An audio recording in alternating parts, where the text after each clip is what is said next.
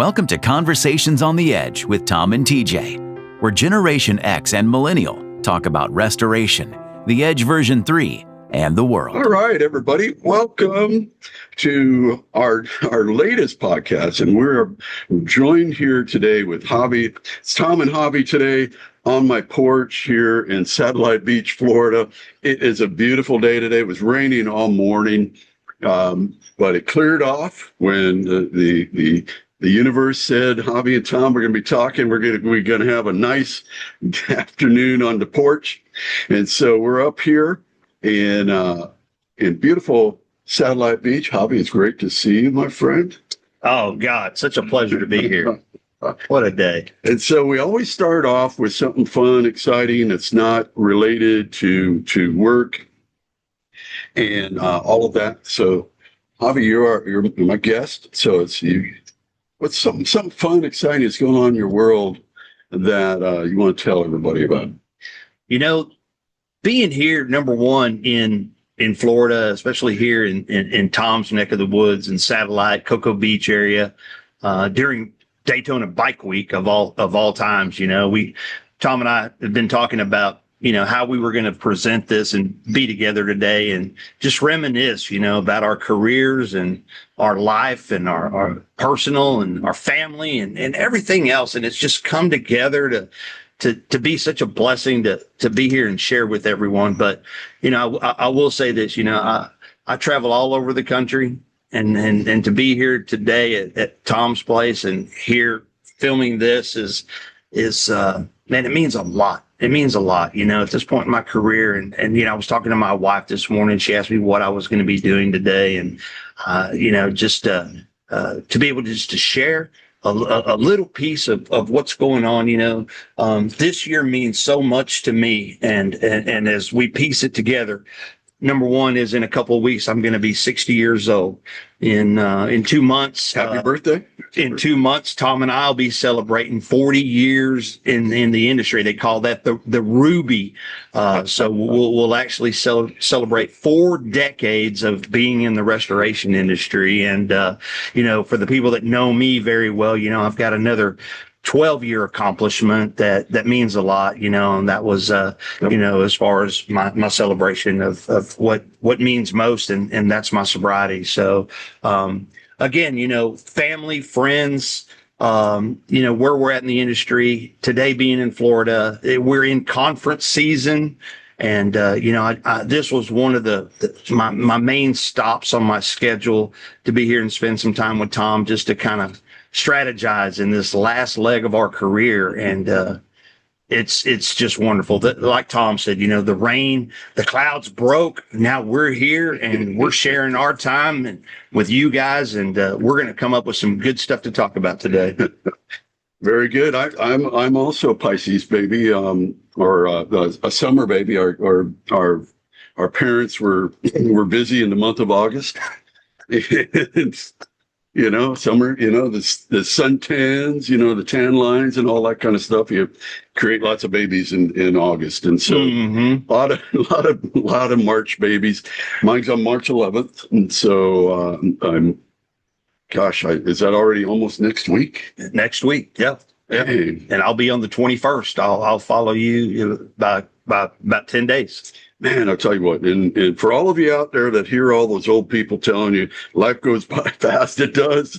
So don't mess around. Make sure you enjoy it. And that's my fun and exciting thing is I get to sit here today with Javi, and we're going to talk about just, you know, our careers. You know, this in May, both of us will be at our 40-year mark.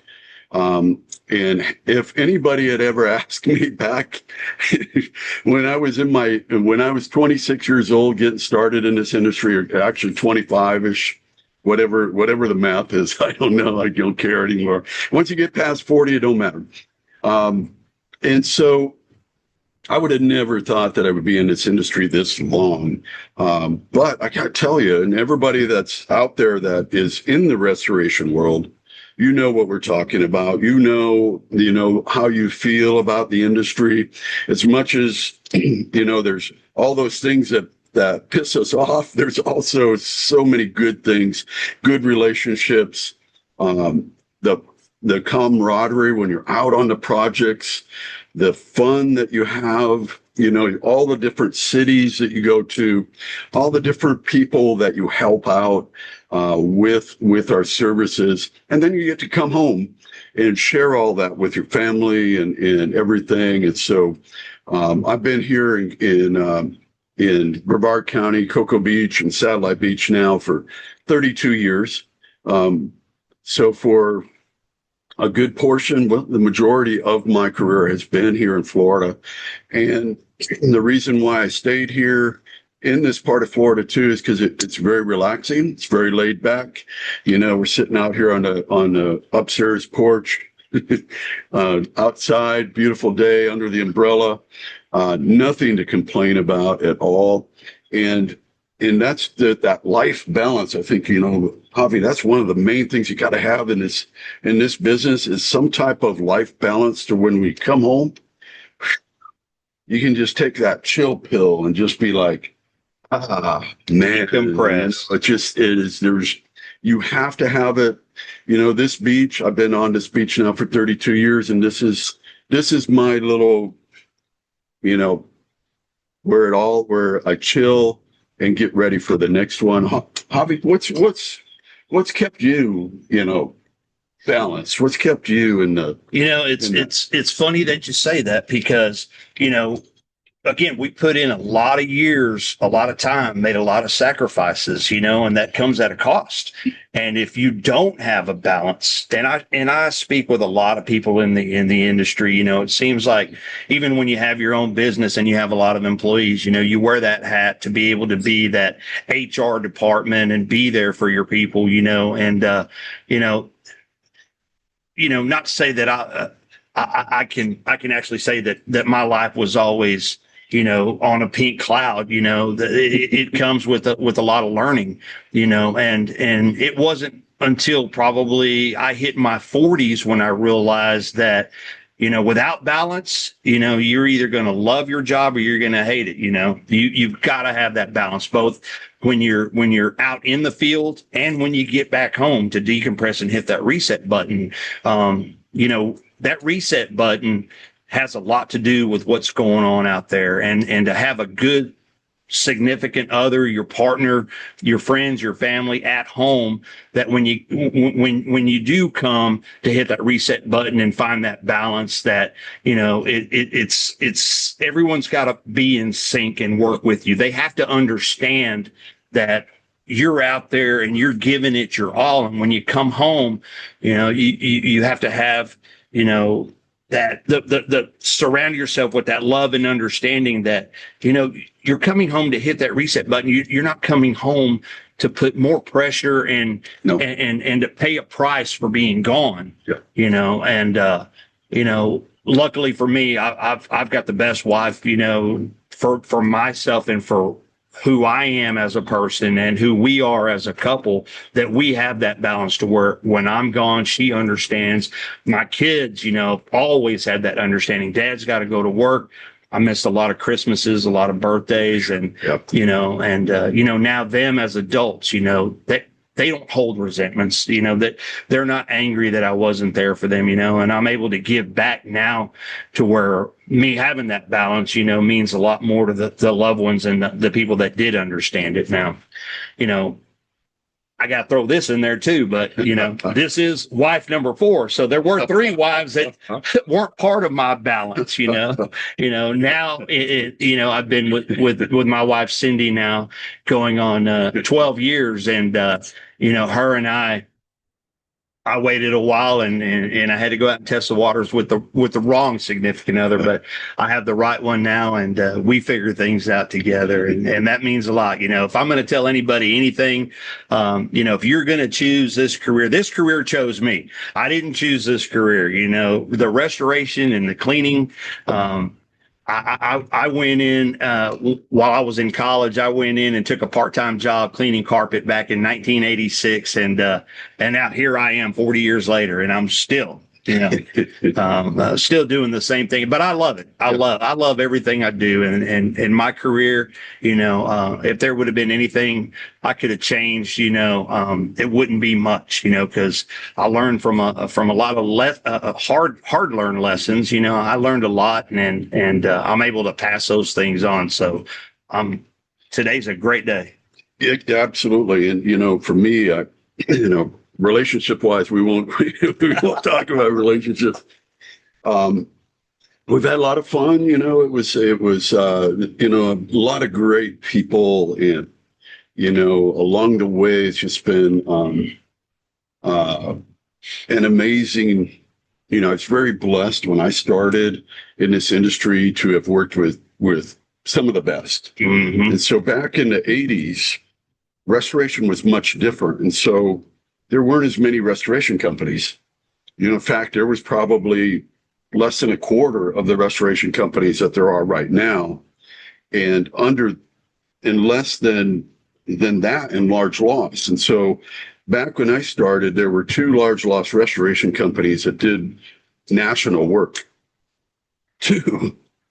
And think about that. Yeah. Now they're everywhere, and I was blessed because there was so much talent on each on those companies, and we were competing against each other. One was BMS Cat, the other one was an offshoot of BMS Cat, MF Bank, the restoration company, and that's where I started in this industry, and I got to work with icons like Joey Taylor, Bill Boss, Brad Key. I can go down the list. When I got into Munchers, that was United, Mickey Lee, Lauren Reed, just all of these amazing people that I was just blessed to work with good people. I wasn't the smartest, guy in the class. I was just, I was the biggest sponge and tried to learn as much as I could. And so, starting Large Loss Mastery later on, in 2015 and 16, it's never been about, I'm the master. I'm simply the messenger of that past, of the best practices, of everything that we learned, over the years, and all those great people that I worked with, the way that I can show them appreciation and love for what they did for me is to continue to teach what they taught me to the younger generation, to the next group that will sit up here 40 years from now and have a conversation like Javi and I are doing right now. And so, Javi, tell me about when you first got started, and then I'll come back to my nonsense. And so, what are some of your first job? What was, because I'll tell you about mine after you tell me yours. But what was your first job like? My first job, again, it was in carpet cleaning. It was well, I'll tell you how it all happened. So I had a good friend of mine who just happened to, he kind of was a wheel and deal type guy. And he had a friend of his that worked at a bank. And his friend called him up one day and said, "Hey, I've got 2 carpet cleaning machines that are sitting right here at the bank that we repoed. Would you be interested in them?" So my buddy looks over at me and he goes, "Hey, what about getting a couple of these portable carpet cleaning machines? I can pick them up cheap and we can go ahead and start a carpet cleaning company." Well, I said, I don't know anything about that. What do we do? So we go pick up the machines. We print up some flyers. We go hand them out here and there. And we did 2 jobs. And they were for friends, and didn't know what we were doing. We had called around, and someone had told us where the plug went and where the hose went and what you were supposed to do with the wand. And we went out and made a couple of attempts. Well, after those 2 jobs that we did, we kind of figured, this isn't for us. Why don't we just go ahead and sell the equipment? Well, so I loaded up the 2 machines, put them in the bed of my truck, drove them to a gentleman that was advertising carpet cleaning in one of the shopper's guides, and pulled up in front of his shop and showed him the machines. And he came out and said, why would you want to sell these 2 machines and you've got a truck? I said, we've made an attempt to go out and clean, and it's just not working. Like, we don't have a clue of what we're doing. And he said, well, I've got a better offer for you. He said, I'll buy one of the machines, and then why don't you come to work for me as a subcontractor, and I'll teach you everything you need to know and put you to work. And so I said, well, I don't have a job as we're speaking. I'm going to school. I was going to a junior college, and he said, yeah, just come work. Meet me here tomorrow morning at 7 a.m. I showed up there the next day. We went out to a vacant house, and he said, okay, I'm going to walk you through the step by step. And that was the start of a long life career. And you know what? It worked. And I was with him for 2 years, and then he moved me into management. And I started, that's when I decided, hey, I've got to get a little bit more education. And he actually paid for my very first IICRC carpet cleaning course. And that was done over at Dalworth Carpet Cleaning. And had a great conversation with Dalworth Carpet Cleaning, and ended up going to work for Dalworth Carpet Cleaning as a carpet repair and commercial carpet cleaning manager. And it kind of just took off from there. That's how it started anyway. No, that's awesome, brother. And for me, it was a college. I was in college, and I was doing asbestos abatement. And so during college, I had my own apartment and everything, and I was doing asbestos abatement. And back in the 80s, before mold was gold in the 90s, it was asbestos. And all of the government buildings in the United States had to have asbestos removed. And so huge. Think about that as a just an unbelievable. And so I was just a kid in college, but I was back then making $25 an hour in 1984 and 85. And so I would make enough money during the summer to pay for my school, my apartment, and my life. And so I was like, woo, Absolutely. So I was a kid with the apartment, but I had all my rooms rented out. Each room was rented out. In fact, I had a walk-in closet at one time that was rented out also, I think, for $50 a month. And so I got somebody living in my closet. But it's a long story. But anyway, I was always good at project management. And we had some of the guys that we were doing asbestos abatement went to work for this company called MF Bank, the restoration company. And specifically, Banks Environmental is what it was at the time. It was around just for a little while. And this was in 85-ish. And I was always good at project management, always good at managing people, always good at managing time, and always good at communicating. And so these guys are like, hey, Tom, you got to come on. You got to come with us. This fire water damage restoration. And I was like, what? It's foreign language. I was like, what is fire and water damage restoration? Yeah. Because back then, actually, I wasn't the only one. In fact, today, you can actually, some people outside of our industry don't even realize that this is actually a business. In fact, my family for years, actually, I think some of my family still to this day, they don't know what the heck I actually do. And so next thing you knew, I went from, I was in Las Vegas at the time. I was going to school in Las Vegas and living in Las Vegas. And next thing you know, I was in Dallas, Texas with a dry sponge in my hand. And I was on a fire damage in a small factory, a little metal building, maybe 20,000 square feet. And, metal, when those uninsulated metal buildings that you're cleaning now with a dry sponge, it's miserable. And I found out what fire and water damage was, because here I am with a dry sponge in my hand going, dang, what what am I doing here?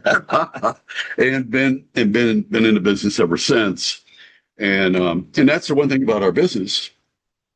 As much as things have changed, you can go on a fire damage job today, and there's going to be somebody cleaning the wall with a dry sponge. As much as the industry has changed, it's really the same. We're still drying, cleaning, demoing. Nothing has really changed all that much. Just, the technology, some of, our software, all of that, but we're still, still sucking up water. You're still pulling carpet. You're still, things haven't changed that much. So for the younger generation, this isn't the first time this stuff has been done. It's funny that you said that, because I just heard someone at a conference recently say our industry is one of the few industries that very seldom over decades of time ever reinvents the wheel. No, there's no, yeah. It's still, you can always revert back to the basics, and the basics still work and are still very well respected, in the cleaning and restoration. Just go back to your basics.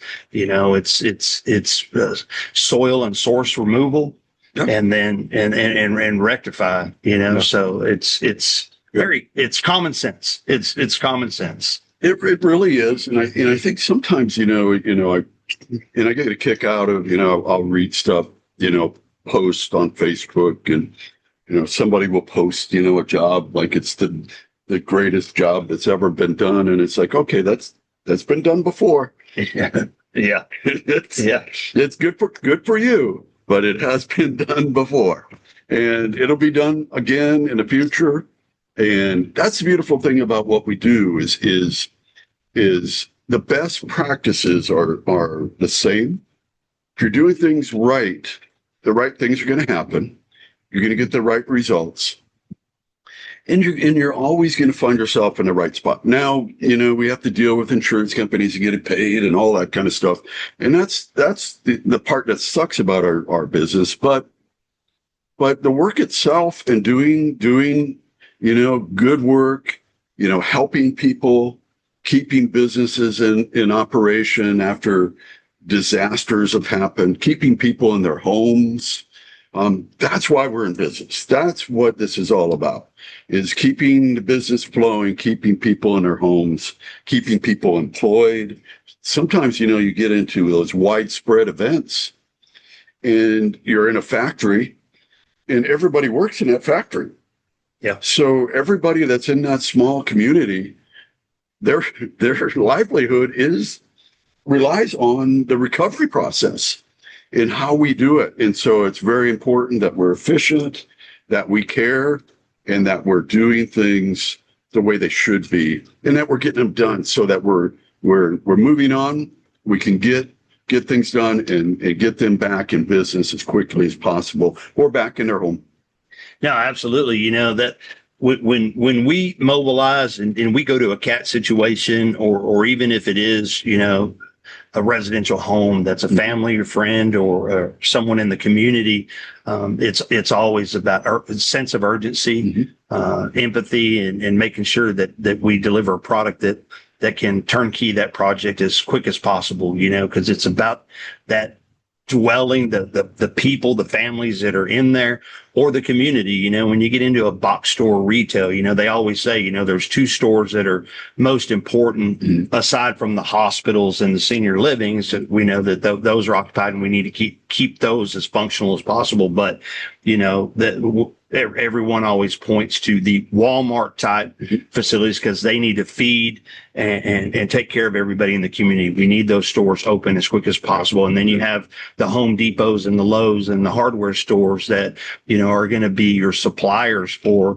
rebuilding, and so it's very important, that once you get power, and sometimes, it may be temporary power, but let's get those places open to where the community and the families that are in that community can go on about their regular lives, and then, once everybody kind of stabilizes, of course, the second vision should be to get the schools open. We got to get the kids back in the schools, but there's so many different things that you and I have seen, Tom, and in going to these CAT events and these different types of losses. Of course, we all know that Katrina was probably the worst thing that any of us could have seen or been involved with. And, for an entire city or community to just be at a complete total loss, there was very little that was salvageable at that point. I know we all went in and made attempts, but it was more, at that point, it was more of a demolition and rebuild type situation.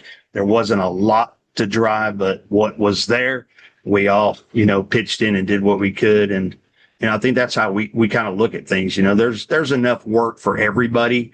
I know we haven't had a real hurricane or a storm CAT event that everyone's really gone out to and hasn't pulled together. But at the same time, things are evolving. Maybe not internally from our execution, but things are evolving on the construction side. There's stronger roofs, stronger windows. Sooner or later they're saying, Florida's going to be bulletproof, hurricane proof, but every storm's different, Well, there is a little bit of that now, and we've seen it in with Ian.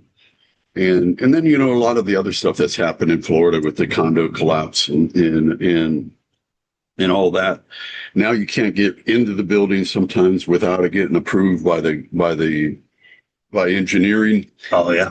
Prior to, and then the HOAs have to figure out how they're going to pay for everything before they let anybody in. And so it's a lot of what was, a lot of the fun is being taken out of our business in a lot of ways because of all the bureaucracy that's happened.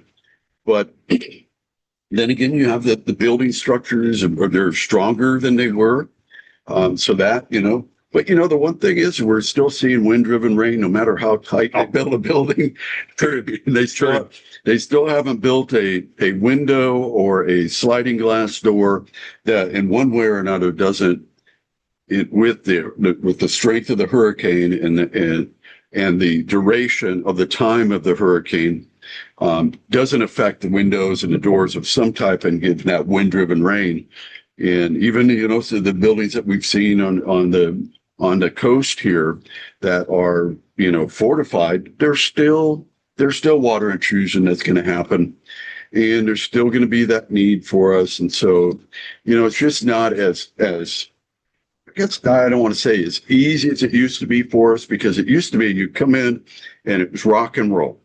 And now, you have, especially here in Florida, HOAs are, and everybody loves to work for HOAs and not said nobody. And, but it's what we have to do in our business. But, so what's one of your favorite projects, Javi, over the years that you tell us about? I've done so many different things in my career. I started out on the cleaning side, like I said. So there were a lot of projects back in the day that I still have on my resume that I really, really, I feel good about. I think those projects back then, before I got really knee deep into restoration, I was kind of like you, I had the mold days, so I did a lot of mold. I did a lot of specialty drying, there in Dallas, Fort Worth, we've got a lot of crawl spaces. So that was where the fun, you had to get creative. You had to figure things out. We didn't have the access to the desiccants, especially for residential products and crawl spaces, so we use a lot of the push pull system, air in, air out, moisture, so, one of the, well, I tell you what, something just came to mind. As I got all my certifications early in my career, one of the certifications that I had taken at a place called Cobb Carpet Supply, and Tony Romeo from Aramsco was who had signed me up for the class. And he said, Javier, you need to take the carpet dyeing class. And I said, I'm not into doing apartments. I really don't see where it's going to fit. He said, I promise you, you'll need it not only for your master you'll need it down the road. So I go take this carpet down class. Well, lo and behold, I became a carpet inspector shortly after that. And, learning and already understanding the dye lots and carpet installs and defects, whether it was the manufacturer, the distributor, or the installer. I would go do all these carpet inspections. I was working for 3M DuPont, if you remember. Yep. Foley's and Sanger Harris, Dillard's at that point. Yep. Back in the day, were selling carpet. So I was hired to do inspections for them. Well, at one point, I had gotten a call about doing a carpet inspection that no one could facilitate the need to go out and make sure that it stood up in court. And I got invited to go to the Disney property in California. Mm-hmm.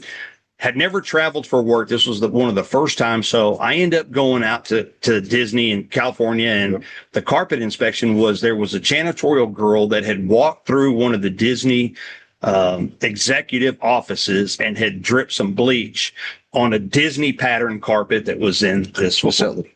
So they said that the carpet alone was worth about $200,000 because of specialty dyed and so forth and so forth. So they had asked what their options were. So I made a phone call to the rep that had contacted me to go out there. And I said, there's only going to be one way to fix this carpet, and that's to re-dye every single thing, neutralize it and re-dye every single little speck. They said, well, who would you recommend? And I said, I can't recommend anybody, but I could give it a shot. And they're like, okay, well, could you come up with a price? So I shot them a low price. I think I wanted like $1,200 to do it. He said, no, what we're going to charge them is we're going to charge them a third of the cost of the value. I thought that was unreal. But of course, this is back in the 90s. So, I'm sitting here going, so we're going to charge these people like $80,000 for me to go in and touch up these paint spots, these bleach spots. So they gave me the green light. So I couldn't get the dyes to match the colors the way I needed them to. So they shipped me a 120 different color permanent marker set. And I got on my hands and knees and laid on that carpet. And for 3 nights, I was out there coloring these spots by hand. And I invoiced them $80,000. And I touched up that carpet. But when I finished, I got a high five. They signed off on it. I saved that carpet.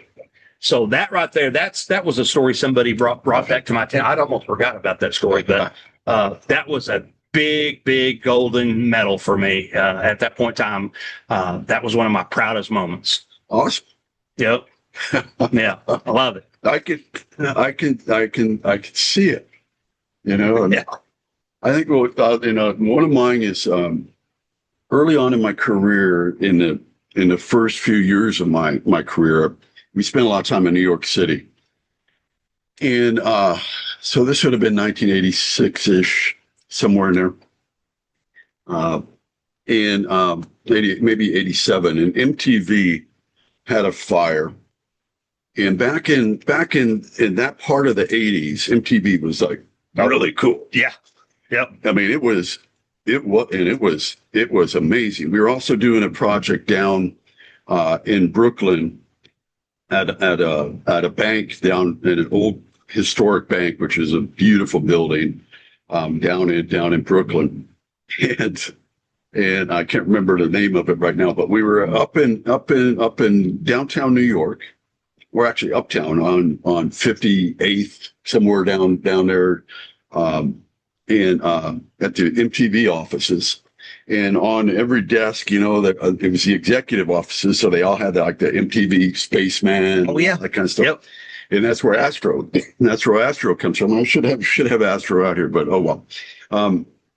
And so during that time, I mean, there were like rock stars coming in and out of there because they were also, filming there, and they were doing contracts and stuff. And so, it was, you name it. I think Kiss was there one day. We had U2, we had, Madonna. There was all these people. I was like, and here we are. We're cleaning, so we're like, we're not even being noticed, and we're just like, wow, this is unbelievable. And one weekend we were off on a Sunday, and we went down to the World Trade Center, and I was with a buddy of mine, and we're standing in Battery Park, and we're we're looking up at the trade centers, and it's like, man, what if? What if? Wouldn't that be an amazing job? The MTV job, that was a fire. We were cleaning up after a fire, and we were down at the World Trade Center looking up, go, man, what if?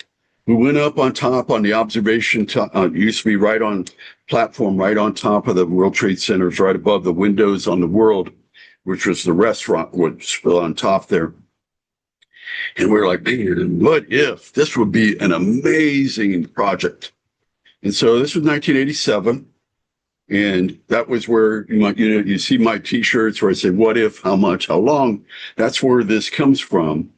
And because 6 years later, the first bomb on the World Trade Centers occurred in 1993, in February of 1993, and next thing you know, that was our project, and we were there. And that project is still, one of still the largest project ever done. There's only one building on Earth that's bigger than the World Trade Centers at 8.8 million square feet. And we did it in 16 days. And so there will be a project that will be bigger than that 8.8 million square feet one day. But it won't be done in 16 days. No. We had 4,000 people a day. My end of it was safety, but we had just the crew, we had Joey Taylor, Bill Boss, those were, heading up everything, Nancy Leo, Brad Key, just the list of superstars that were on that job. I was blessed, to be part of them. I handled the safety with Vernon Duty, and giving everybody a shout out. And then I stayed and did the hotel, which was the Vista Hotel. It was the Marriott Hotel when the towers came down in 9/11. But that was just an amazing, and I wish for all the restorers out there, I could send you like a little bottle that you could open it up and go, ah. And it still gives me goosebumps to this day, that project. And it's probably my time in New York City, those first few years, because New York is a challenge to do business in New York. Right. But after you get used to it and you start acting like you live there, it's not too bad. But the World Trade Center in 93, still, one of the, I can't believe it's been that long already, but still one of my highlights. Well, it's funny that you bring that up, because one of the things that I had gotten into around that same era was we were doing a lot of the ultrasonic cleaning. Yep. And I was working with Marantz. Yep. Remember? Yep. So Lisa Marantz, his daughter, I was working with her on some training, and she had it was a small facility in Dallas where they were kind of selling and training and doing some things there. So the Marantz facility was there. Yep. And then Bob Allen and Melinda Allen that sat on the board for ASCAR, which was RIA now. Yep. But Bob and Melinda were handling fire and smoke and consulting. And so I kind of got pulled in with them. And as 9/11 happened, a lot of the computers and electronics that had the blowout from the smoke, yep, miles away, yep, they were other offices and yep, buildings and hotels and medical facilities. A lot of these electronics got shipped to the Marantz and to Bob and Melinda. Yep. And I actually got to clean some of the electronics on the ultrasonic machines. And once we got it cleaned and salvaged, and we would ship everything back to New York. And so I think we all played a part in some form or fashion, to kind of help rebuild that very, very bad moment in history. And we came back, and once when 9/11 happened, that was when I was with Munters at that time.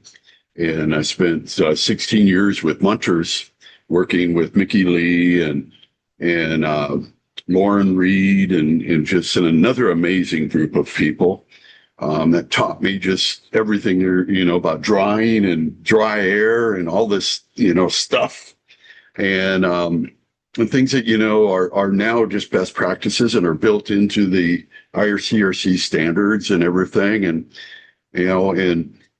and coming back to the World Trade Center on 9/11 was disturbing. And we were in buildings that were around, and we were also doing stock certificates for Merrill Lynch and recovering, some very, very high level security. You couldn't move without a security person beside you.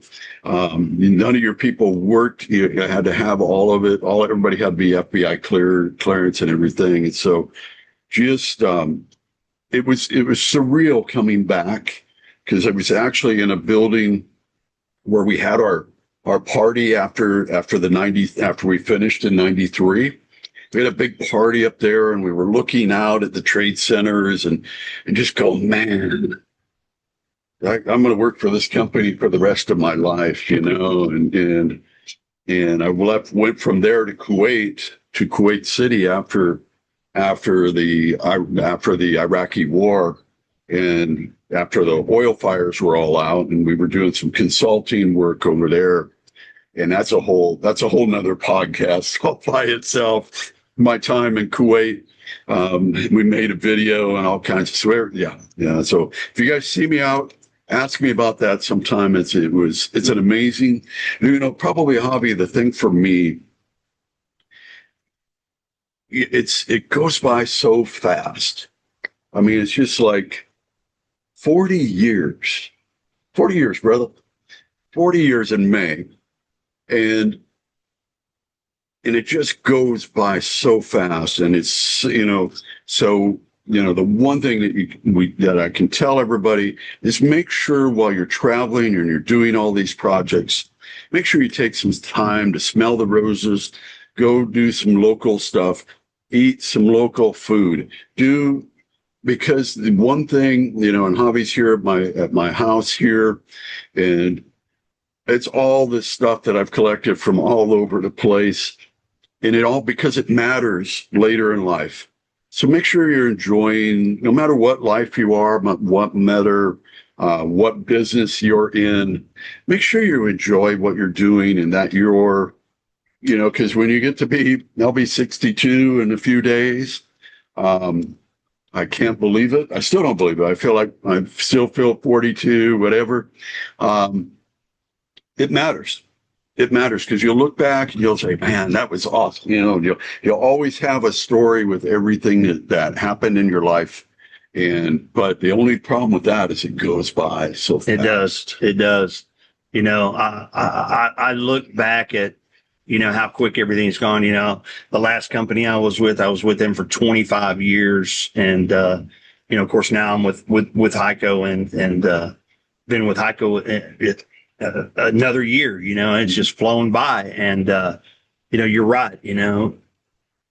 If you can't get up and love what you do, you're doing the wrong thing, and, I get up every day and sometimes lay awake at night, but it's always because, I want to be able to figure out what I'm going to do to be productive. I've got my checklist that I'm going to go through daily and make sure that I accomplish what I set out to do and that I'm productive. But the one thing is, you got to do it with heart and a smile on your face. Yep. That's 100%. That should be a law. If you're going to get in restoration, you just got to love it. Again, there's just not enough hours in the day to accomplish what we need to do in this industry, and you got to get up and just hit the ground running. And it's a new adventure every day. That's for damn sure. Yep. Because in the end, it's not about what you did. It's about how you did it. Yeah. And leave a footprint. Leave something behind, and be as positive as possible. And Javi and I are getting ready to work on. We've got a big class coming up in in May on our anniversary. We decided it was purely by accident. We didn't work it out that way, but we're going to have a large loss mastery class at Javi's place in Indianapolis at the HYCO. HYCO is going to be hosting, and we're going to be there May 12th through the 14th. And it's going to be, it's our hybrid class because this year we're doing our loss mastery series, which includes residential, commercial, and large loss. And so everything. And so again, I've been surrounded by the best people throughout my career. And so I'm continuing to surround myself with people who know more than I do or know residential better than I do. I'm a commercial guy. And so I've surrounded myself with experts that can help restorers, no matter what type of business that you're in, whether you're doing residential or commercial, doesn't matter. If you're doing residential right, you're going to do commercial right. The client is different. You know, there's a difference between the owner of the business and the owner of the house, but you're still performing the job the same way. And so join us May 12th through the 14th, and we're going to finish it off on the 12th through the 14th. On the 15th is HYCO's party, year anniversary party, and Javi, tell them all about that. It's going to be awesome. You're going to love it. Absolutely. You know, the other thing about Tom's class, you know, and I know that I've spent the past 2 weeks just traveling the country. I was at 4 other conferences, big conferences, and that topic about Tom's class, a large loss mastery class, came up. And if you haven't done that class, you need to be there. They're going to be assessing a makeshift loss at the Lucas oil field, which is where the Indianapolis Colts host their NFL season. So that's going to be a big wow factor for if you have a chance to attend the class and get that life experience. But like Tom said, you know, we'll do the class from the 12th to the 14th. And then the evening of the 14th, we'll actually have a happy hour for the people that are arriving for the HYCO. It's the 4th annual The Experience, which we put this event on to kind of give back to our strategic partners and the people that utilize our services for large loss labor. If you have a chance to sign up, you can go to our website, or else we'll be posting both for Tom's class and for the HYCO experience, and anyone and everyone's invited to come. There'll be probably some of the largest and most well-known business owners in the restoration industry will be there attending. And we're putting this event on at the Indianapolis 500 Speedway. And we're actually, we have a pavilion that's reserved with a glass front. And that is race week, and the Indy cars will be doing their practice runs. So as we're doing the conference, we'll call it a conference, the experience for HYCO, we'll have sponsors and people that you can talk with and network. And then again, some big names in the restoration industry will be there. We'll have speakers. There'll be food, drinks, hors d'oeuvres. It doesn't cost you anything, but just the money to get there. Or again, if you have the luxury of hitting the class, then you get 2 events for one. Do the class, the 12th through the 14th, and then join us all for the celebration at the Speedway on the 15th. And again, we'll be posting over the next 45 days on the how to RSVP for both of the events. So hope to see y'all there. Very good. No, it's going to be a blast. Make sure that you sign up, join us. It's going to be an awesome time. You will not be disappointed. Javi, it has been awesome, my brother. Always, my brother. And beautiful day here in Florida. We're going to call it, but thank you very much, everybody. Javi, we'll see you soon, my friend. Absolutely. We'll see everybody in May in Indianapolis, May 12th through the 14th, topped off on the 15th with the HYCO experience. You're going to love it. And we cannot wait to see you. Cheers, everybody. Cheers. Thanks for listening to Conversations on the Edge with Tom and TJ. Don't forget to subscribe on your favorite podcast platform. And if you like what you hear, leave us a review. Join us next time for another Conversation on the Edge.